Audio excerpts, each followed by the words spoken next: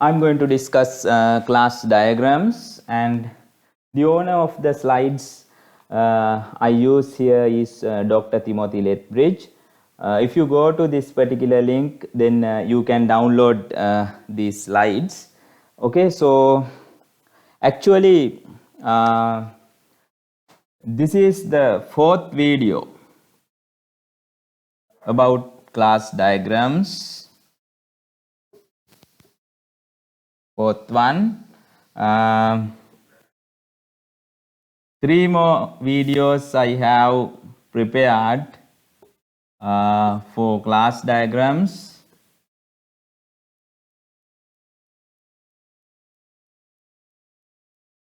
Two class diagrams 1. Okay, so if you go to my YouTube channel,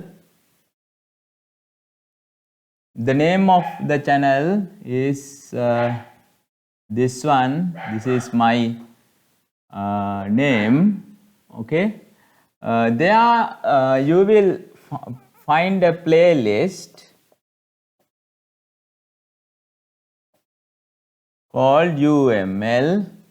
Under that playlist you have these 3 videos. Okay, this is the video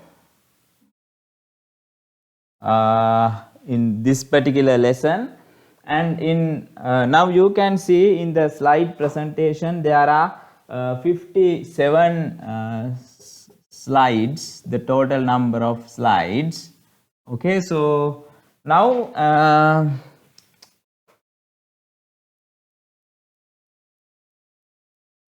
here I have discussed from slide number 1 to 17 in this particular video, and in this particular video I have discussed slide number 18 to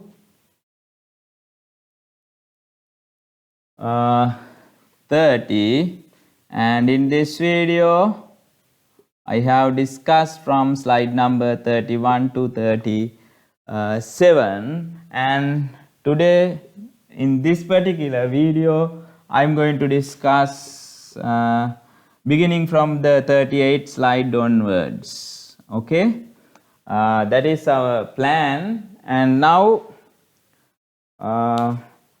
let's begin the discussion.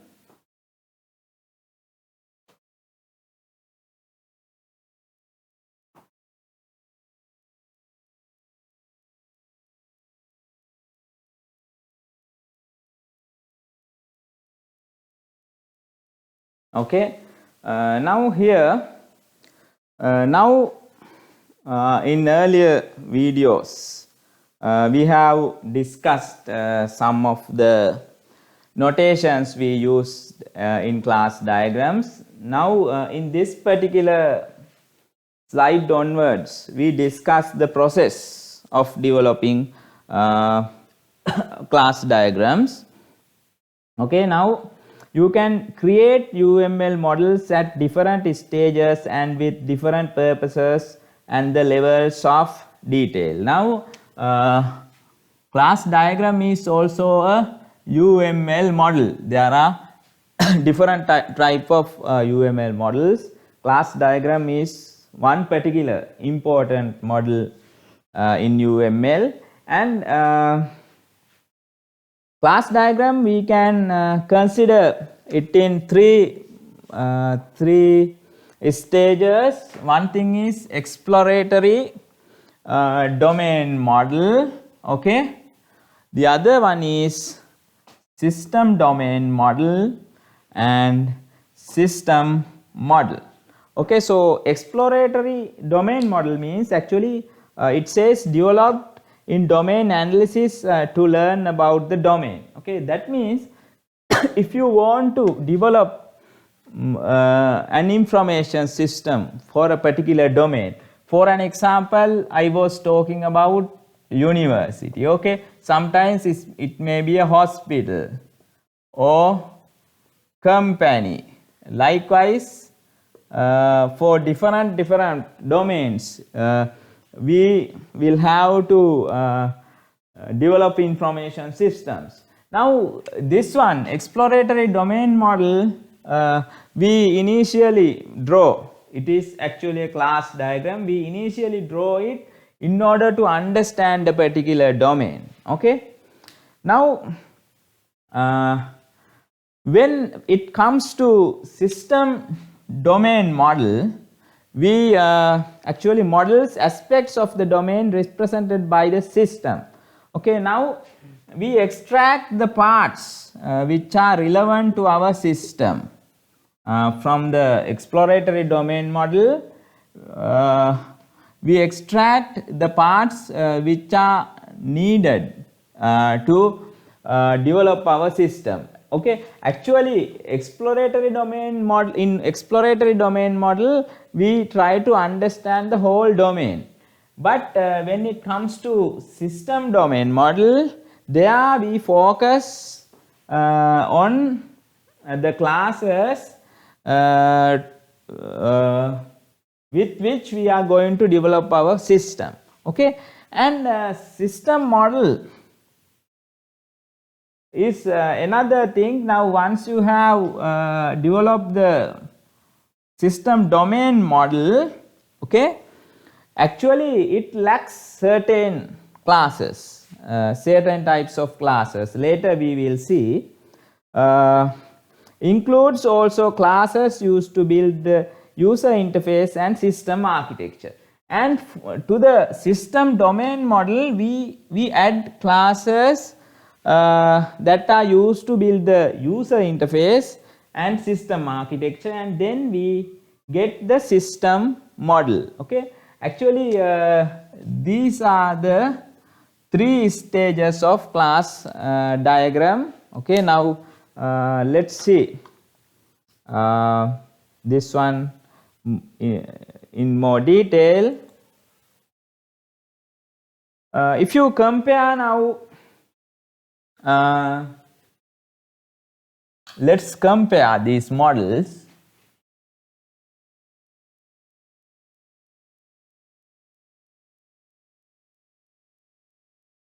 Now system domain model versus system domain model versus system model. Okay, so if you consider the type, they are exploratory domain model, okay, system domain model and system model. Those are the three types of class diagrams. Okay, and now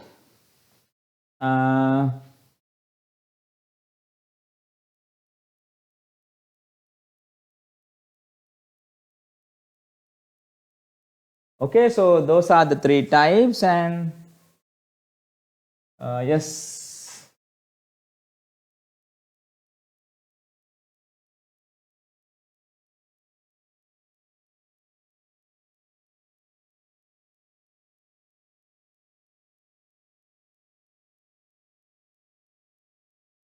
Now we compare. Now I have, in the previous slide I have explained what is exploratory domain model. Developed in domain analysis to learn about the domain. We try to understand the whole domain. Okay, if it is a hospital or a university, we try to understand the whole domain by drawing exploratory domain model. And after that, then we are not going to, usually we are not going to develop an information system for the whole domain. So we focus on a particular part. When it comes to system domain model, it models those aspects of the domain represented by the system. Okay, we converge our diagram to the system, and actually system domain model lacks certain types of classes. When it comes to system model, actually that is more closer to the final version. Okay, understood? So this is more closer to the closer to our final version of the class diagram. There we add classes used to build the user interface as well as system architecture. Okay, those classes will be included in system model. And now if you look at this one, contains elements that represent things in the domain. Okay, now all the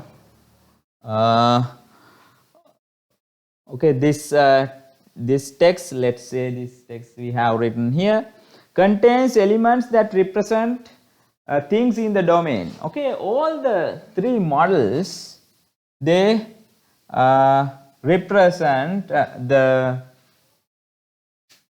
they represent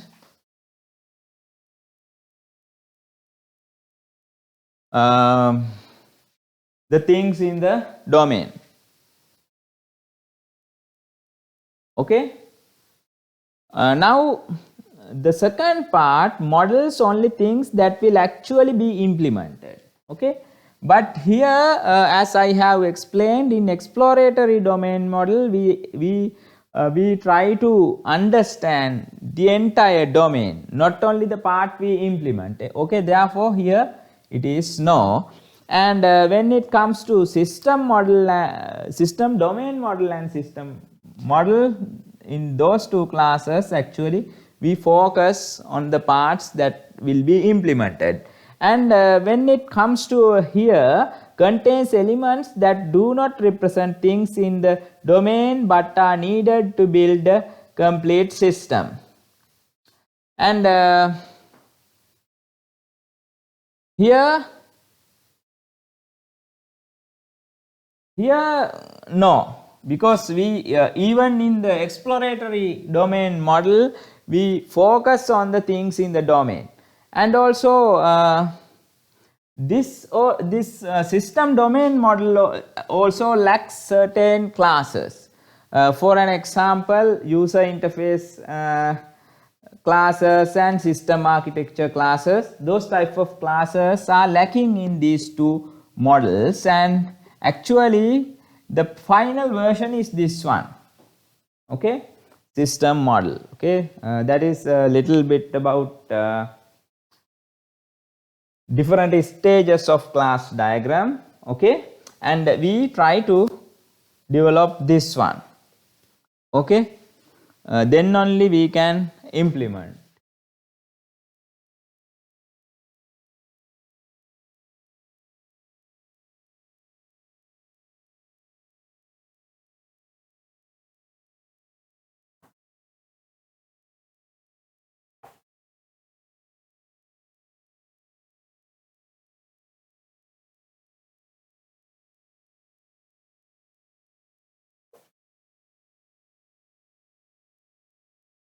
Then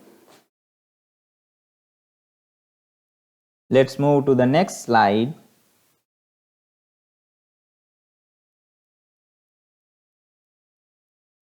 Now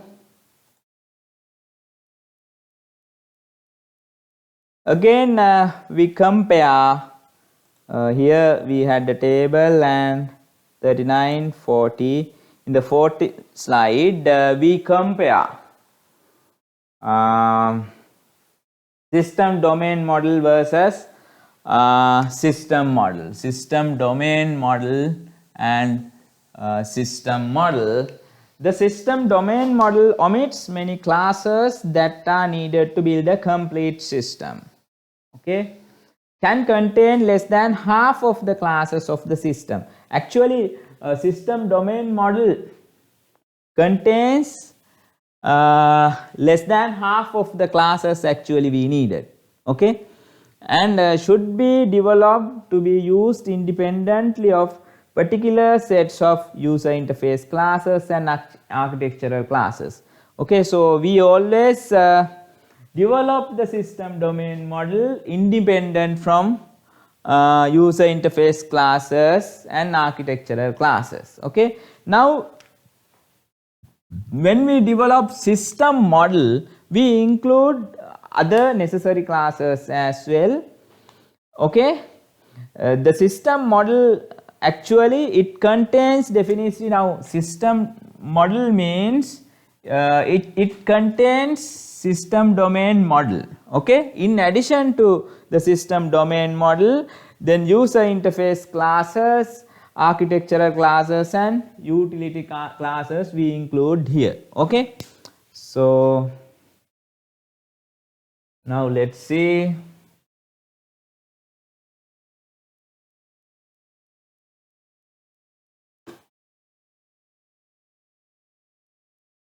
Now when we try to develop a class diagram, okay, now we have come to a point where we have to discuss how to design a class diagram. Okay, earlier I mentioned that it is not a simple task. Okay, so now here you can see a suggested sequence of activities. This is just a suggestion, just a suggested sequence of activities. Different people, different experts may say different methods to different paths to design a class diagram, but here just a sequence of activities is suggested. And as the first step, identify first set of candidate classes. Okay, now candidate classes, as the first step we try to try to identify. For an example, if it is a university system, then as I have mentioned in my previous videos, lecturer, student, department, faculty, course unit. Likewise, we try to identify the candidate set of classes. Candidate means later we refine what we have initially identified. Then initial set of classes are just candidate classes. And as the second step,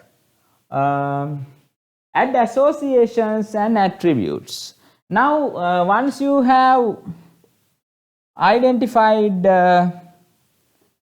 classes, okay, now once you have identified, now in the graphical notation I have told you there are three parts for one particular class: name of the class, then set of attributes, then set of operations. Now after that, in the second step, what we do is we try to identify the associations between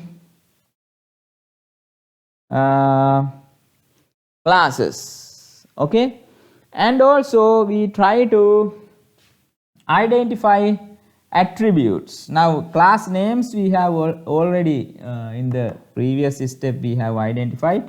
Then we try to identify associations and attributes. Then after that we try to find generalizations. Okay, for an example we may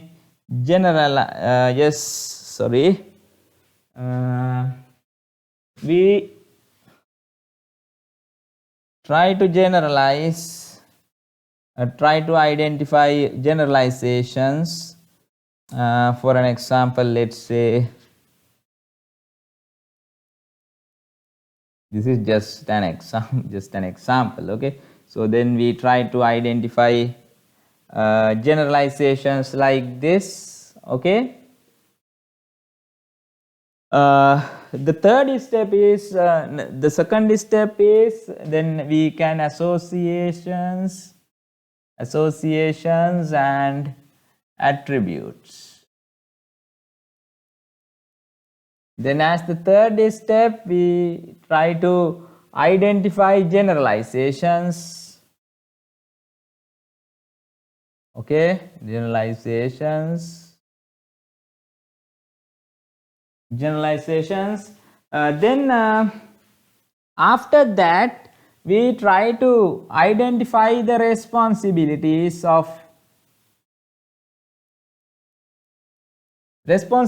of each classes. For an example, if you consider a student class in university system, then that class should display the details of a student. That is one particular responsibility. And that class should calculate the GPA of the student.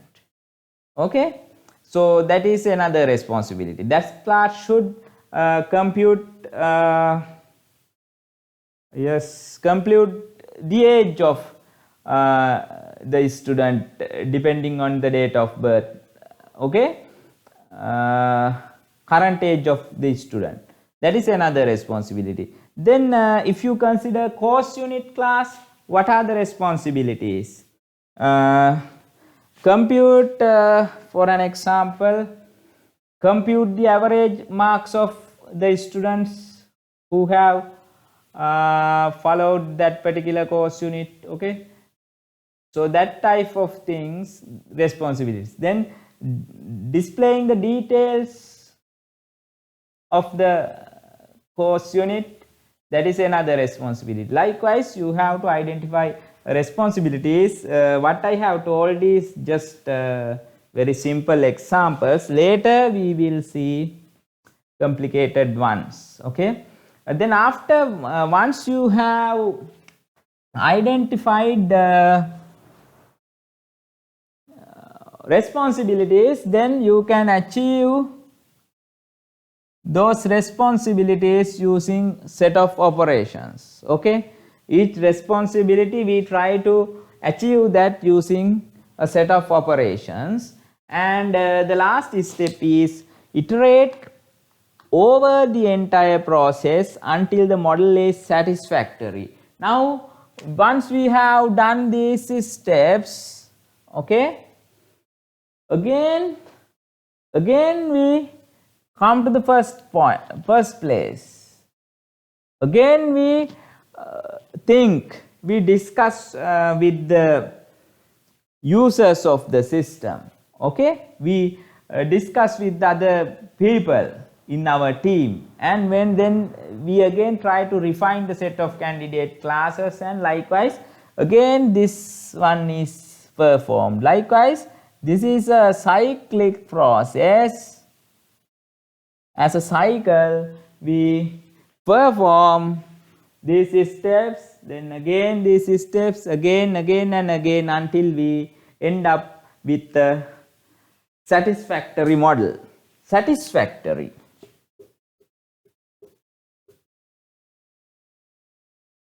Satisfactory means usually in software engineering. Usually in software engineering, we do not say this is the best model. That word is not used usually in software engineering. We always say better model, okay, or satisfactory model. Okay, because there can always exist a better model than what we have developed after a huge effort. Okay, that is the nature of software engineering, and that is why the word satisfactory is used. That is the reason. Okay, and now what we do in the when you iterate, what you do? Add or delete classes. We may add new classes and delete existing classes, associations, attributes, generalization, responsibilities, or operations. In that way we do that. Then, and in addition to that, we can identify interfaces. Okay, and also we try to apply design patterns. What do we understand by design patterns? Okay, these are beyond the scope of this particular book, but in industry design patterns are heavily used, so I do not discuss anything that is beyond the scope of this video. Okay, so if you like to further learn about design patterns, you can read the chapter 6 of the particular book written by these two authors, and link to that book is available in this link.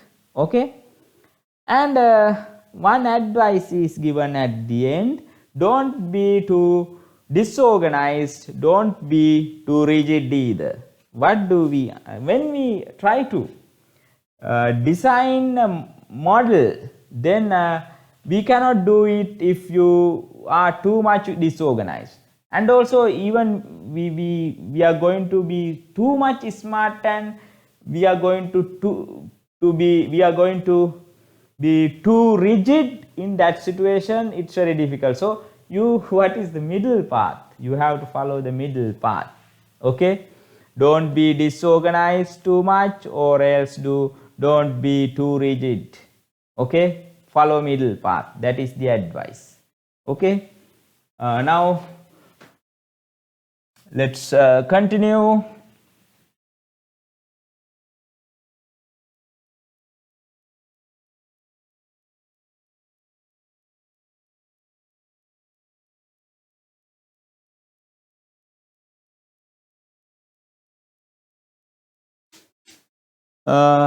Let's move to the next slide.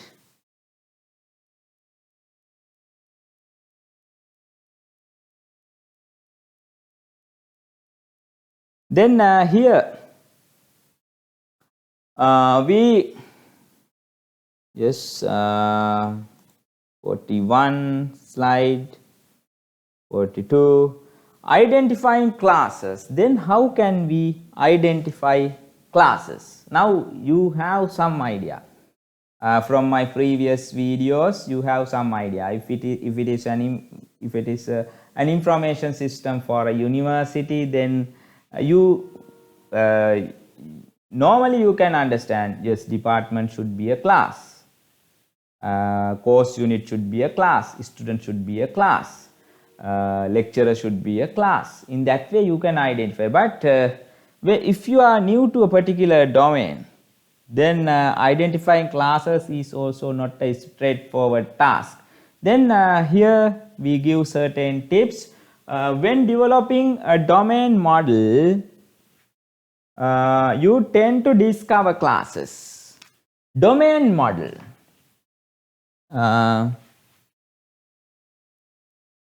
Now domain model, there what we do is you discover classes by interviewing people and trying to observing the existing domain. Then you try to discover classes. Then when you work on the user interface or the system architecture, you tend to invent classes. That means when it comes to system model,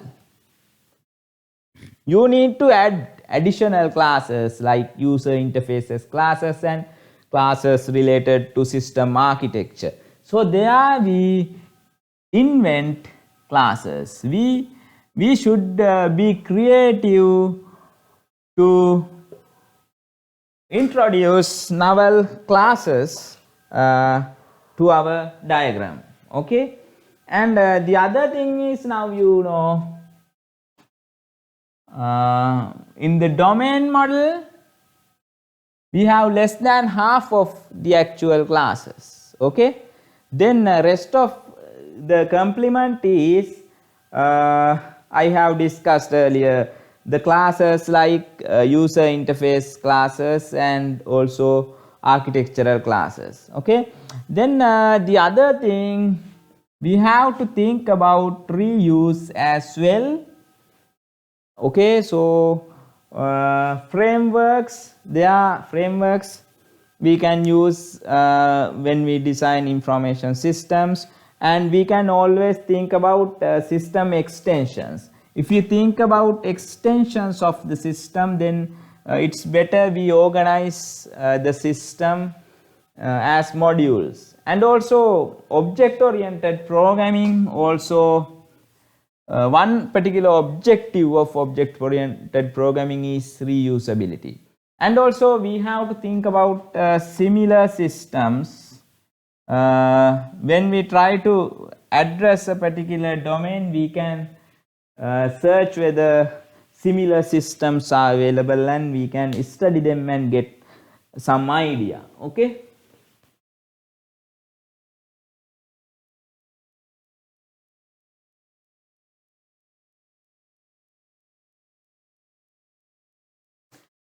Okay, now that is the 42nd slide.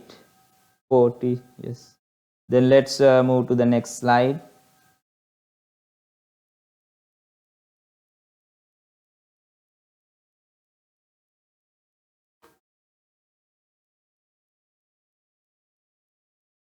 Okay.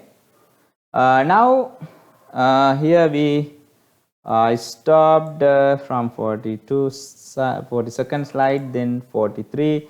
Now a simple technique for discovering domain classes. One thing is how to identify domain classes. Look at a source material such as a description of requirements. Then you can look at the documents which we when we interview people in a particular domain, then we can read the documents where we have written down requirements. Okay, so there are nouns and nouns and noun phrases you have to identify.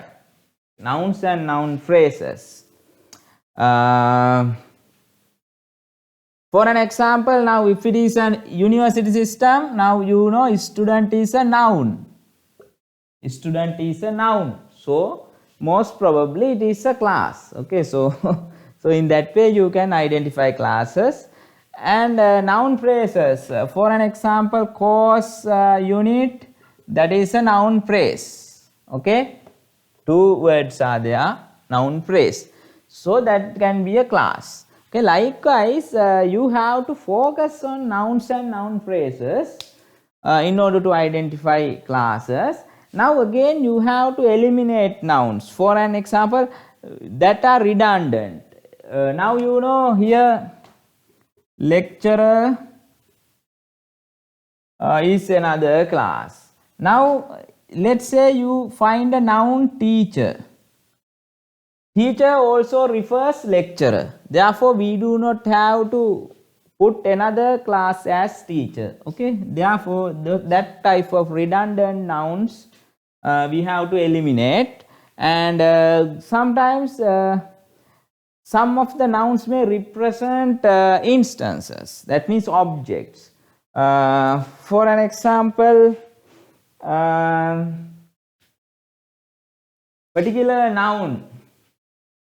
Noun, so Nimal, Mr. Nimal. Okay, so these represent objects, and you do not have to worry about those type of nouns. Okay, so you can eliminate them.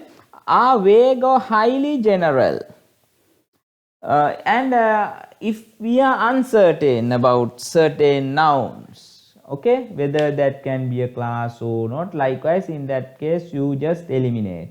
Or highly general ones, highly general nouns, we eliminate. Okay, for an example, university, yes, what is university system. So the system, the word, that is a highly general one, we can eliminate. And also the nouns which are not needed in the application. Sometimes we want to develop an information system for the university. There is a noun called road, but we are not going to handle any transportation, so deal with roads, so we can eliminate that. Okay, that way you can identify classes.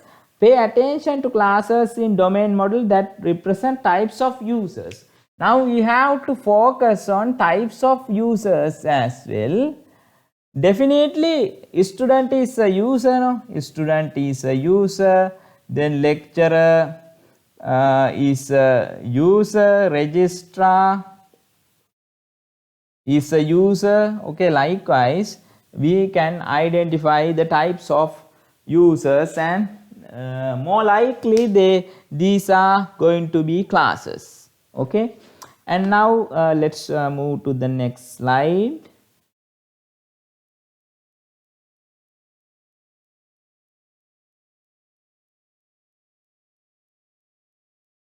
identifying associations and attributes. Now we have found classes, then how can we identify associations and attributes?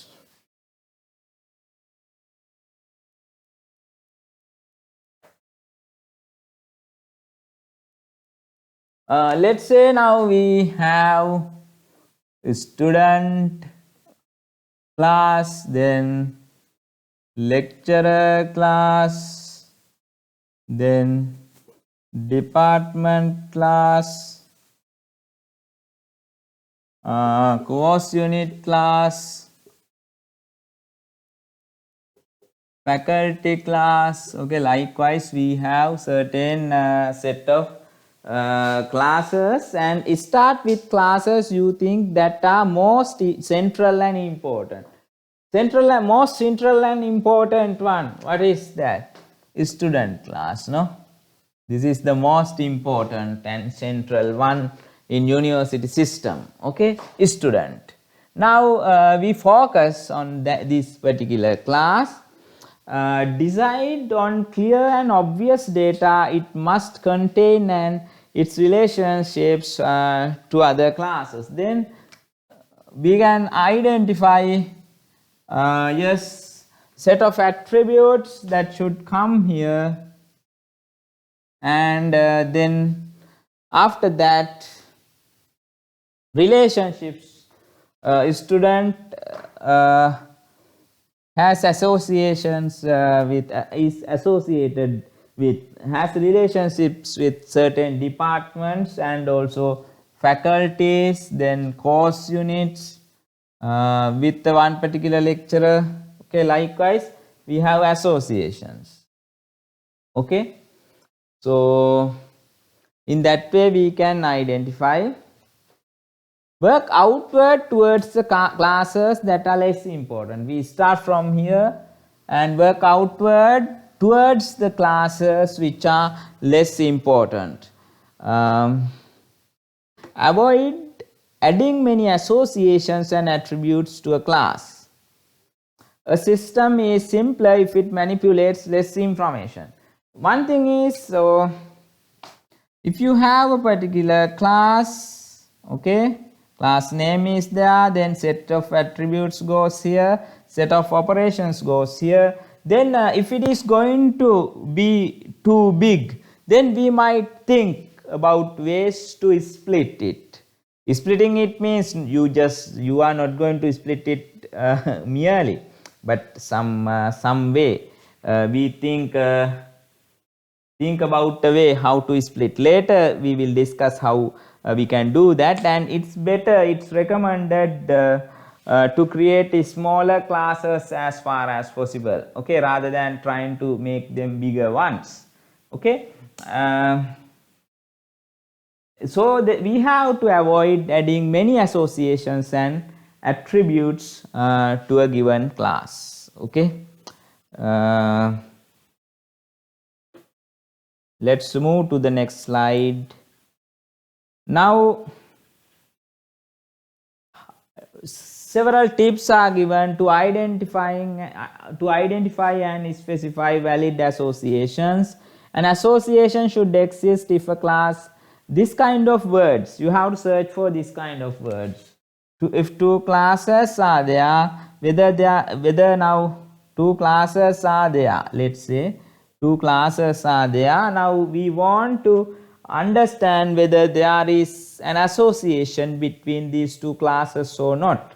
So you can search for this kind of words. These are just a set of examples, okay, not the whole set of words. Possessors, controls, is connected to, is related to, is a part of. Is a part of, actually when I mention is a part of one, then you understand it should be modeled as an aggregation, no? Aggregation or a composition. Has, adds, parts, okay, that is also an aggregation. Is a member of, has as members, something like that. Okay, so if we think company class and employee class. Now employees are members of company. Okay, so in that way you can identify an association between these two. Okay, so if you consider department and faculty, then there should be an association between these two, because faculty has as parts departments. Okay, so in that way we can identify these are just set of examples. Okay, some other class in your model. Yes, an association should exist if a class possesses like blah blah blah some other class in your model. Specify the multiplicity at both ends. Then you have to identify the multiplicities in the end. Label, then you can put a suitable label for your associations. Okay, and also in addition to that we may put roles. All the things I have discussed in my previous videos. Okay.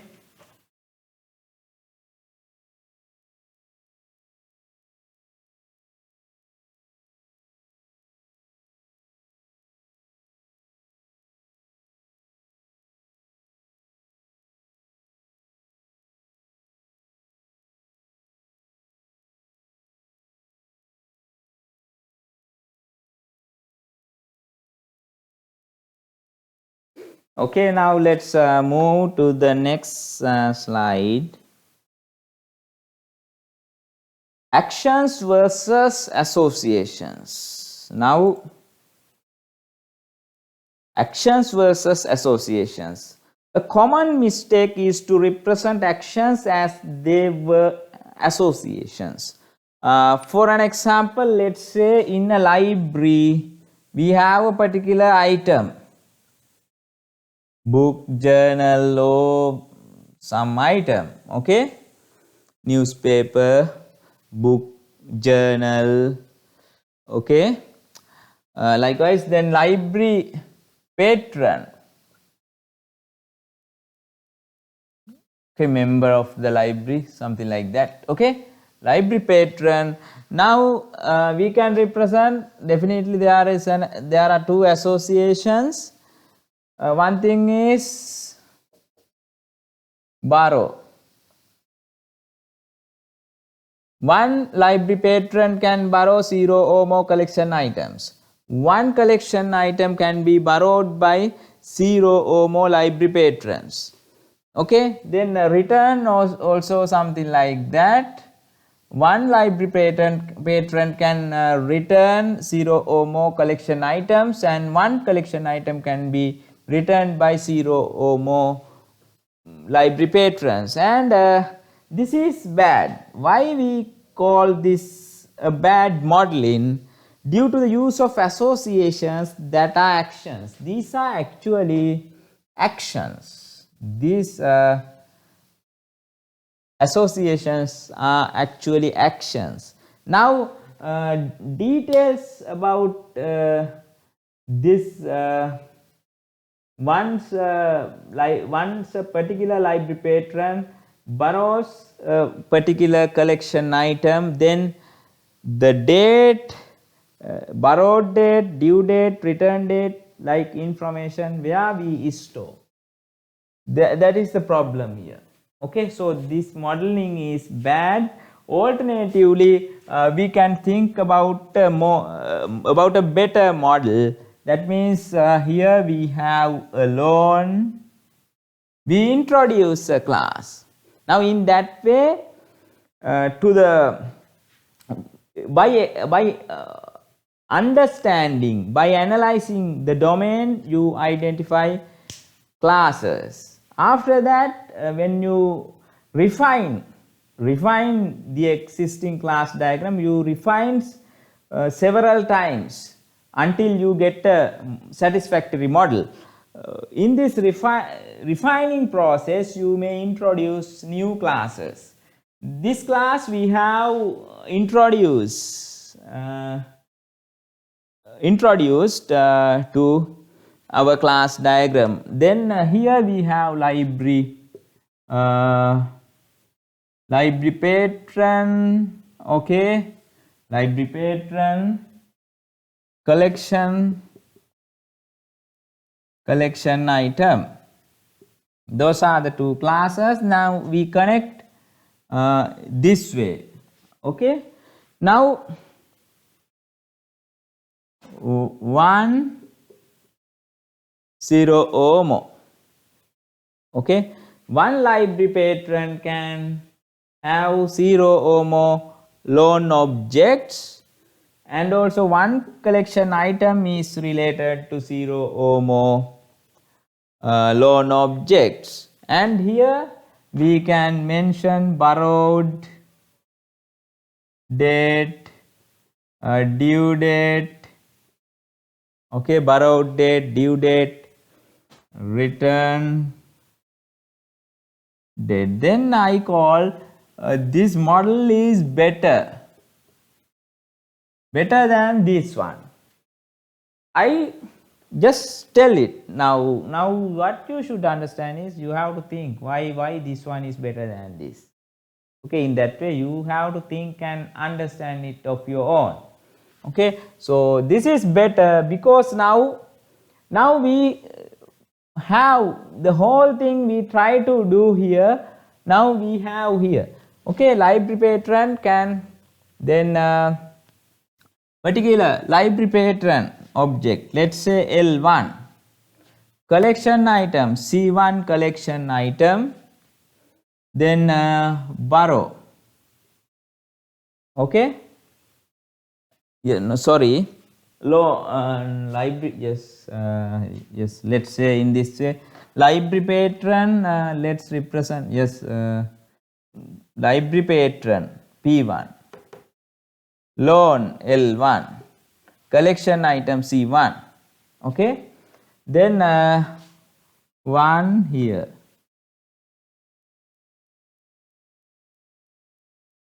okay. This particular library patron borrows this particular item, collection item, okay. Then after borrowing, now in this object we have stored borrowed date, and due date is also there, and when he or she returns the book, return day also can be stored in this particular object, okay.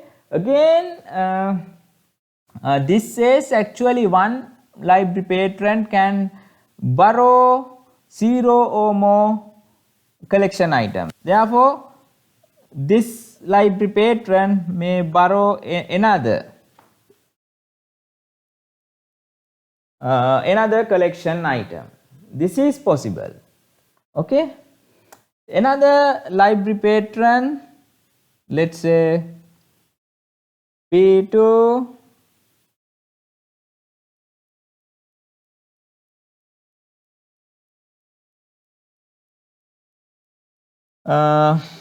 L3 borrows this particular item, okay, borrows this particular item, not yes, that is possible. Once this guy has returned that particular item, another one can borrow it, okay. So here 0 or more is possible, 0 or more, okay, that is possible. Here also 0 or more is possible, okay. In that way you can understand. Now this better means the borrow operation creates a loan and the return operation sets the return date attribute. Now borrow operation creates a loan, that means a loan object is created when we execute borrow operation, and return operation sets the return date, okay, return date. So that kind of think we need sequence diagram in order to model this part. Okay, later we will discuss the sequence diagram and this type of things you can easily understand. For the time being, you just read and understand this slightly. Now, how can we identify attributes? Now, I have discussed the way to identify classes. Then, how can we identify attributes?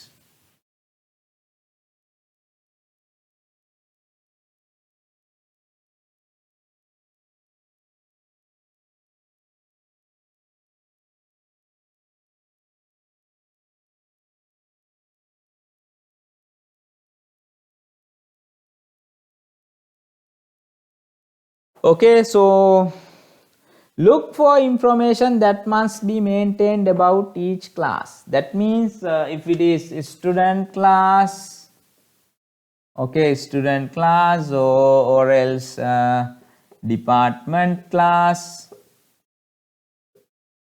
then how can we decide the set of attributes? How can we decide set of attributes? One thing is look for information that must be maintained about each class.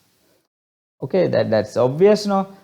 Several nouns rejected as classes may now become attributes. Now, when I have told you to identify classes, I mentioned that we have to focus on nouns and noun phrases. These are going to become classes. But what about nouns like name? Name is a noun. Okay, but do we have to create a class with the name? Okay, then address is a noun, then age is a noun.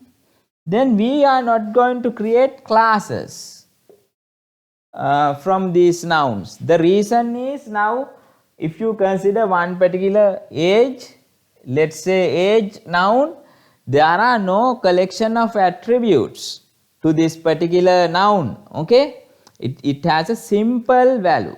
Okay, therefore these type of things we consider as attributes. Okay, so in the last line it's mentioned that an attribute should generally contain a simple value, a string or a number or something like that. In that situation, we think them as attributes, and this one some exception is there, even though I mention it here. Some people may model address as a class depending on our situation. Sometimes we may model address as an attribute, sometimes we may model address as a class. Okay, this is a little bit different, even though I have mentioned it here. But this type of things, name, usually we can create it as an attribute, but in some situations name also, since names have parts, okay, so we might model it as a class. But if you consider age, that is a single, always a single value, no? Therefore definitely age noun, we get this one as an attribute. Okay, now let's move to the next slide.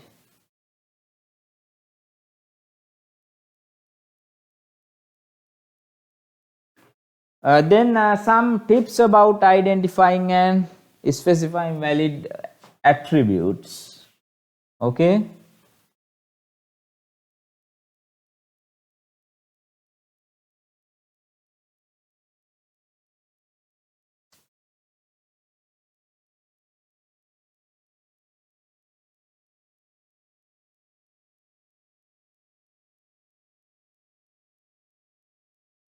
Now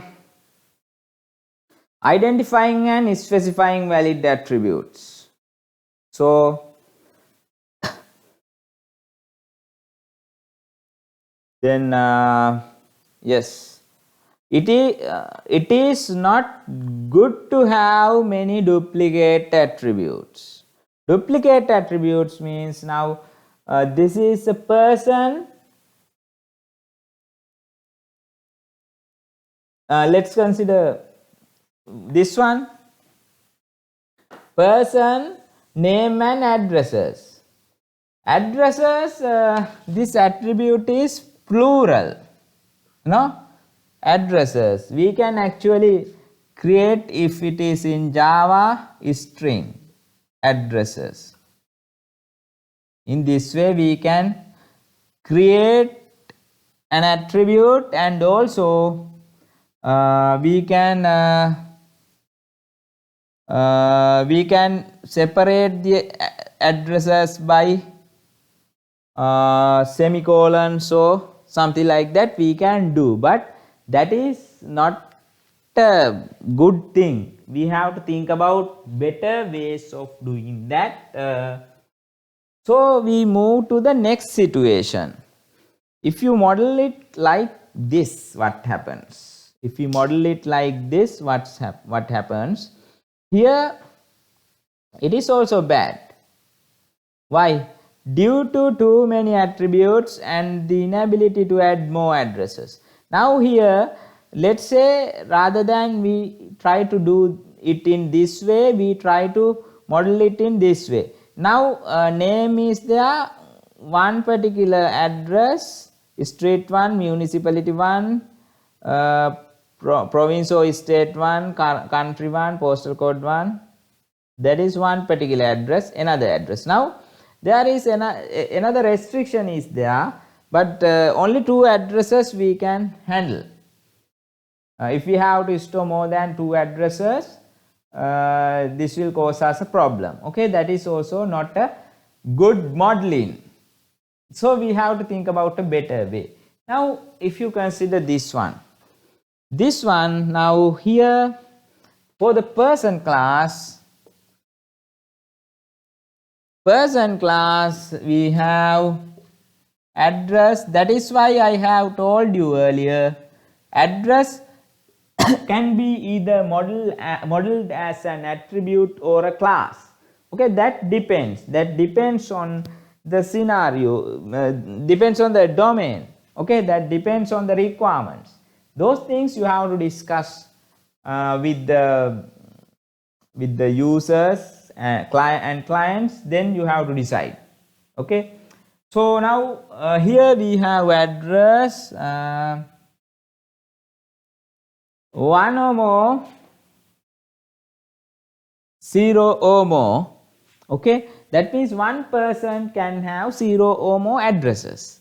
Now any number of addresses are possible, no? Unlike in this particular situation, here it is restricted to 2, but here you can add any number of addresses without any problem. For one particular person, they can have 0 or more addresses, and one address is associated with exactly one person. Okay, one particular address object. Okay, and here we can put the role address. Okay, so this is a good solution. The type indicates whether it is a home address, business address, etc. Now in addition to these attributes, we can propose another attribute, type. There from the type we specify whether it is an office address or home address or etc. Okay, so in that way we may introduce new attributes, we may introduce new classes as we wish. You are free to do that. That is modeling. It's very nice, and modeling is very nice and beautiful. Okay, so then we move to the next particular slide. Now this is an example, attributes and associations.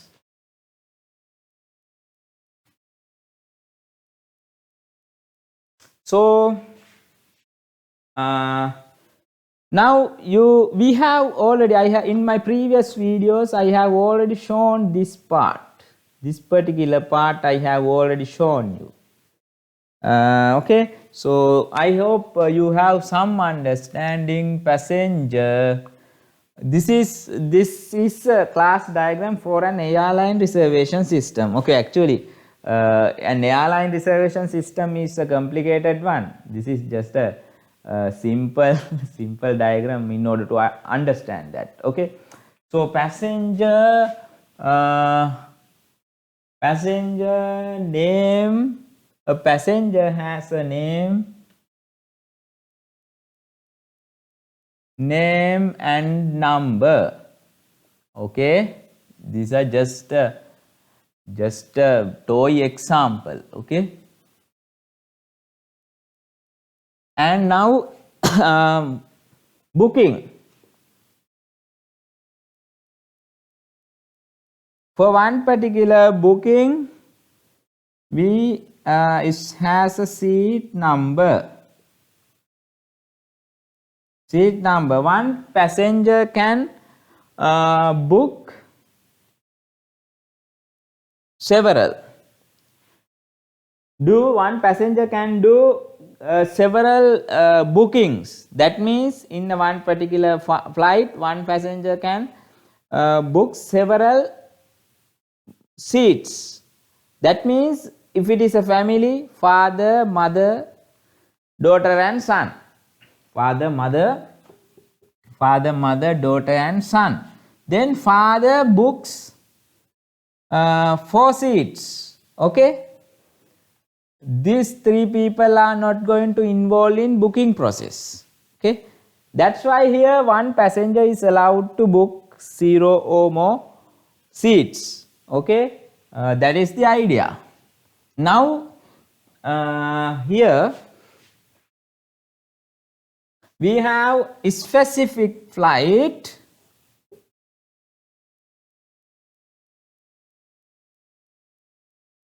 We have a specific flight and there is a particular date. Now one flight, one specific flight has 0 or more bookings, booked seats. Okay, and one seat belongs to exactly one seat cannot be in 2 flights. Okay, so exactly one flight. And now if you consider an employee,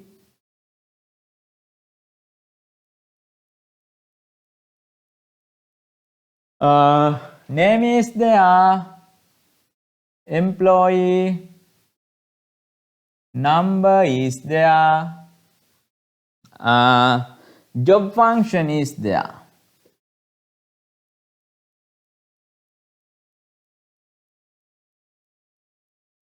Okay, so now here one employee can work in 0 or more specific flights.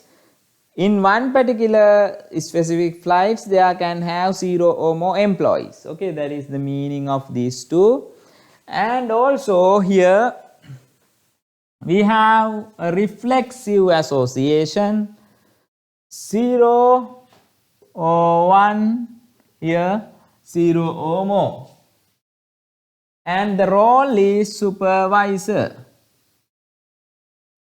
That means if you consider one particular employee, he can supervise 0 or more other employees. Again, if we consider one particular employee, he or she can have at most one supervisor. There are employees, they do not have any supervisors. That is why 0 is here. And there cannot have employees who have more than one supervisor. For a particular employee, either they do not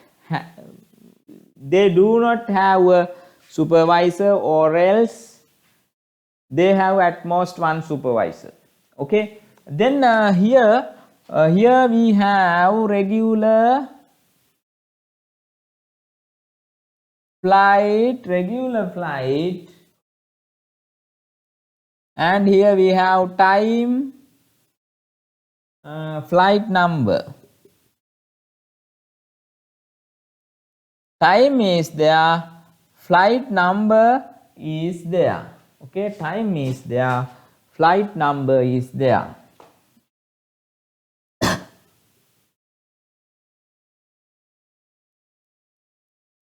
Okay, flight number is there. Now here also for a one particular regular flight there can have 0 or more specific flights. For one particular specific flights there can have exactly one regular flight. Okay, now the thing is, our focus is not to discuss multiplicities, but our focus in this particular slide is to identify attributes and associations. Now these classes, employee, they are nouns, no? When we perform domain analysis, passenger we find it as a noun, employee we find it as a noun. Okay, this one we find it as a noun, this one we find it as a noun. Then again booking, it may not, we may not find it as a noun, but we have to understand it and model it in this way. Okay, so that is why I told you modeling is up to you. You should use your own creativity. Okay, and now again now how to identify attributes. Attributes, now name, simple value, these two we can identify. Seat number, okay, simple single value, so it is an attribute. Seat number should be an attribute rather than a class. Okay, so name, employee number, job function, here date, time, flight number. Okay, likewise you can identify attributes. And also when it comes to associations, now you know employee and specific flight, they are associated because employees work in flights. Okay, so if you consider passengers usually book specific flights. Okay, likewise you have to identify associations. Okay, that is just a very simple example.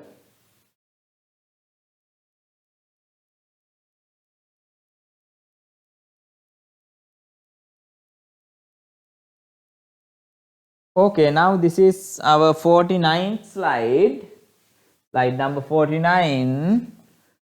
So let's wrap up what we have done so far using these videos. Okay, now this is my YouTube channel.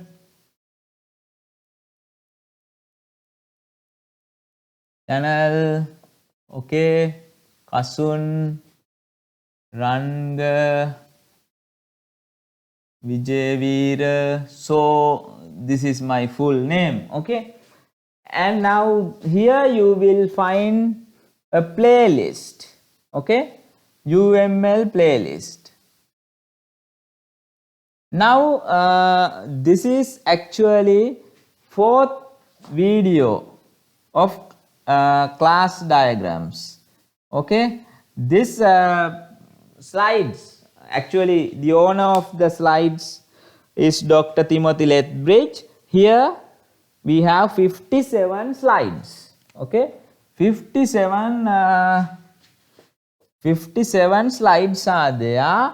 In class diagrams 1 video I have discussed 1 to 17. Okay, slides. And in class diagrams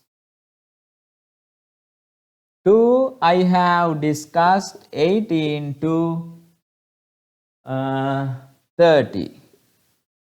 Okay, in class diagrams 3 I have discussed 31 to 37. Okay, in today's one class diagrams part 4 I discussed 38 to 38 slide to 49. Okay, in next video regarding class diagrams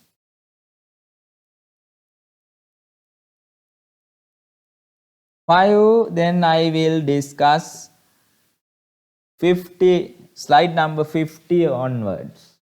Okay, so in this way I have tried to explain class diagrams in detail. Okay, once you watch this video series including the other videos, then you will have a very sound understanding about modeling with classes. And so I have a request. So if you could understand, if you could learn something from my effort, okay, so kindly subscribe my YouTube channel. Okay, so then you can get notifications when I upload a video. And also if you have any questions, you can type them in the comment section, then I will answer. Okay, and finally I thank Dr. Timothy Lethbridge at the University of Ottawa for granting me the permission to use the slides created by him. Actually he is the owner of these slides, and also I thank you for watching the video.